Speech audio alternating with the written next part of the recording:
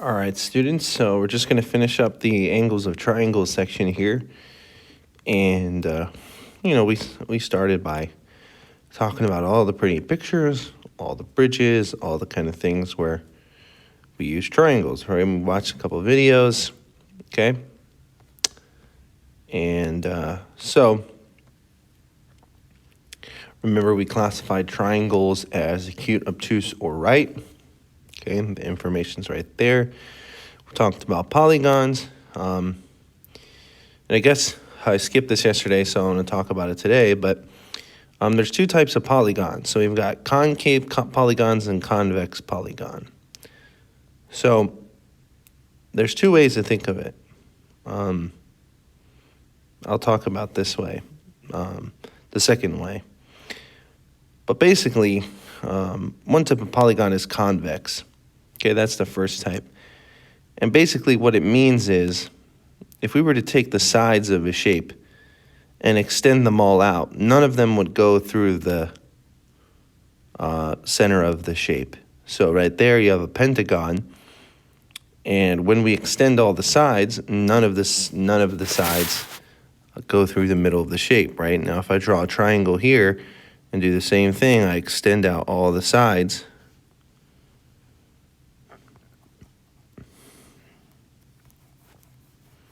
And that's horrible drawing, but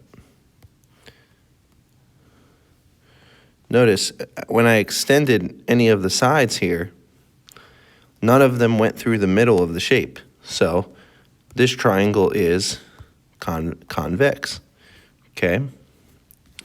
Now notice this shape over here, if we extend out the sides, some of them don't go through the middle of the shape, the interior part of the shape, but these two do, okay? See how it cuts through the middle of the shape? Okay. So the concave ones cut through the middle of the shape. Convex, if we extend out the sides, then they don't cut through the shape. The sides don't cut through the middle of the shape. Okay. So again, if we look at these, right? If I extend out my sides here, this is a triangle. And sorry about the sides there. So that one is convex, right? Because again, the middle of the shape was not intersected. If we do the same thing here, we notice this is also convex. Because again, the middle of the shape is never cut through. Now here you can stop and say this is concave, right? Because these lines that I extended cut through the middle of the shape. And same thing here. Boom. I cut through the middle of the shape, or the interior of the shape, right? So it's got to be concave, okay? So it's just a classification. Those are used in the future, so you have to be careful of that. But in any case, first two convex, second two concave. So again, it's just a classification, just like acute, right, and obtuse triangles. They're just classifications. Okay, so we did all these in all the classes, but example 4, if your class went through this, well, sorry, you're gonna get it again. So this next shape here is a triangle, right? So we have a triangle, it's split into two different triangles, and we want to find the missing angles, right? So we have angle 1, angle 2, and angle 3, okay? And 1 second.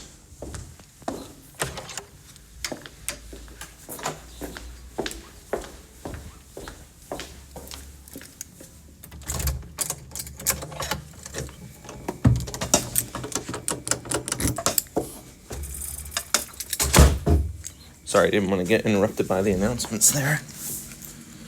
So we're trying to find the missing angles, right?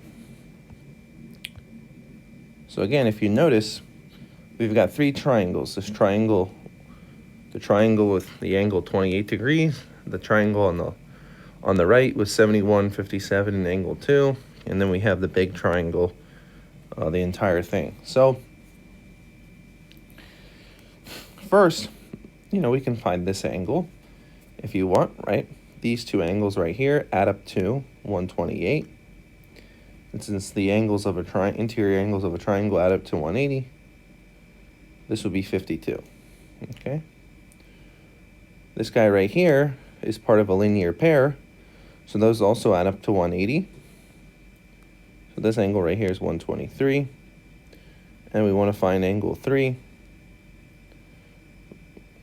We know that 123 and 28 are equal to 151, so this has to be 29 in order for all the angles to add up to 180. So it's a little bit different than the ones we did before. Again, we have another one here. And this triangle, this problem, has multiple triangles, right? You've got a big triangle here. You've got a big triangle here. You've got a little triangle here. So we know this angle is x because these are vertical angles. We know that these two angles add up to 133. And so since this angle right down here in the bottom left corner is part of the triangle on the right, we know this is 47 because all the angles have to add up to 180. Same thing over here on the left. We have 62 and 50.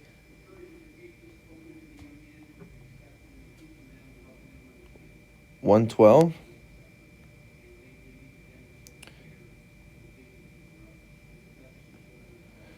And that angle is 68, right? Okay. So now we have 47 and 168. Those two add up to 115. So this last angle here has to be 65 degrees, okay? But again, notice, right, we use the fact that vertical angles exist and the interior angles of a triangle add up to 180. Okay. All right, the last thing is we want to talk about exterior angles. All right, so if there are interior angles in a triangle, there have to be exterior angles. So an exterior angle is formed by basically just extending a side out. So if we draw this side, AB, right, and if we were to extend it out, then we get an exterior angle, number 4. So every triangle has 3 exterior angles, okay, because it has 3 sides, so you can extend out 3 sides, okay? All right, so in an exterior angle, right, that's 3, then they're also called remote interior angles. There's 2 of those, okay? And the remote interior angles are the angles that are not right next to, or we would say adjacent to, an exterior angle. So notice angle 1 and angle 3 here are not adjacent to angle 4, so angles 1 and 3 are remote interior angles of angle 4. So with that being said, the exterior angle theorem says that you can add up the 2 remote interior angles, and their measures add up to equal the measure of the exterior angle, okay?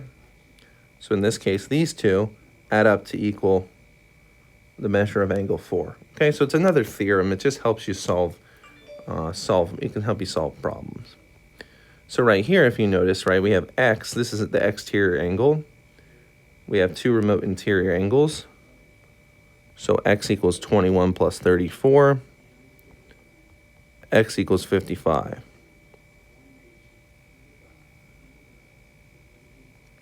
Okay, so again, that's just the exterior angle theorem there.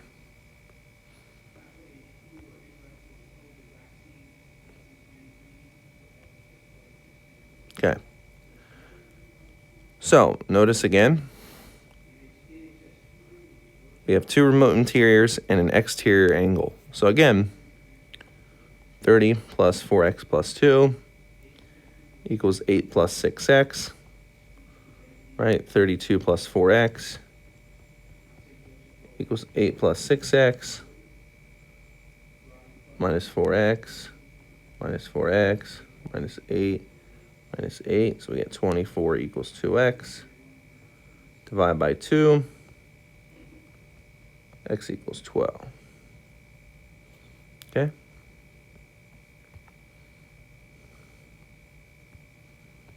All right, so this next one, right, says find the measure of angle H. So again, we have an exterior angle here and two remote interior angles there, okay? So 14x plus 1 equals 89 plus 5x minus 7. Okay, so I'm going to, for the sake of time, I'm going to dot here. We get 9x equals 81, x equals 9. Okay, now remember this one says find the measure of angle H, so sometimes you're going to have to plug back in, right? So the measure of angle H equals 5 times 9 minus 7, and that equals 38, okay? So sometimes you may have to find x, sometimes you have to find x and then plug back in, okay? All right, just a couple last vocabulary words. Remember we were talking about postulates earlier in the year, angle addition postulate and segment addition postulate. So we defined a postulate as a statement accepted without proof. So we just assume it's true, and we all accept it. So yes, we do that in math. And then the last one's corollary. So basically, if you look in the book, you'll see a corollary. So basically, a corollary is a theorem, okay, that follows from another theorem. So for example, you know, since the angles, the acute angles of a right triangle are complementary. So remember, if you have a right triangle, it has one 90-degree angle. Well, the other two angles, since the entire triangle, right, the interior angles add up to 180, these two angles have to add up to 90 as well. So they're complementary, okay? You don't have to memorize that. I think it's, if you think about it, it's pretty obvious. But again, I'm just introducing you to the different words that they use here. And the last one is there can be at most one right or one obtuse angle in a triangle, okay? Again, you know, you can't have, if you have a right triangle, right, with one right angle, you can't have another right angle, right? Because if you had two right angles, then the sum would be 180 degrees between those two angles, right? And then the third angle would have to be 0 degrees, which is not possible, okay? Same with an obtuse angle, right? If you had an obtuse triangle, and this one's 91 degrees, well, 180 minus 91 is 89. So your leftover two angles have to add up to 89 degrees. And those are not going to be obtuse. So in any case, those are just from the triangle angle sum theorem, right? We can make certain conclusions from that. And that's what we mean by the corollary. But in any case, you just want to remember, right, the interior angles of a triangle add up to 180, right? The exterior angle measure equals the sum of the two remote interior angles, right? And that was the exterior angle theorem. And then concave and convex polygons and acute right and obtuse triangles, okay? All right, so that's all I got for you, and have a wonderful day.